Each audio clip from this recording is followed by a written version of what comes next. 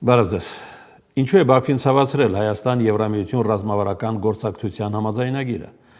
Պատասխանը կարիք չկա փնտրել Հայաստանի արտգործնախարարության արձագանքում,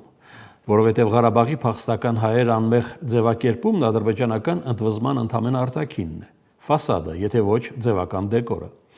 Իրականում Բաքուն ապստամբում է Հայաստան-Եվրամիություն ճանապարհին սահմանվող արագության դեմ, որն արդեն չի ծածկվում թուրանական կոմունիկացիայի առասպելով։ Ադրբեջանում հասկացել են, որ Հայաստանի քաղաքացիների եվրոպական վիզաների ազատականացումը կարող է հոգեբանական բարդույթներ ստեղծել ադրբեջանական հանրության համար։ Դա էլ մի կողմ, ավելի բարդ է լինելու պատերազմով անցած ադրբեջանցուն բացատրել, թե ինչու է Վաշինգտոնը Ադրբեջանի փոխարեն մեծ ներդրումներ անում Հայաստանի բարձր տեխնոլոգիաներում, իսկ Եվրամիությունը միլիոններ տրամադրում Հայաստանի ատոմային էներգիայի անվտանգությանը։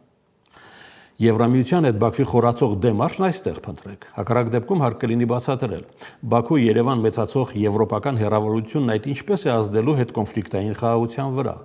Հետո ասեք, ինչպես կոչել այն մարդկանց, որոնց առևանգել են ռուս խաղապահի քթի տակից, եթե ոչ գերեվարված։ Նրանց ապօրինի դատավարության ու Արցախի մշակութային վանդալիզմի համար ինչ է Հայաստանն է մեղավոր, թե Եվրամիությունը։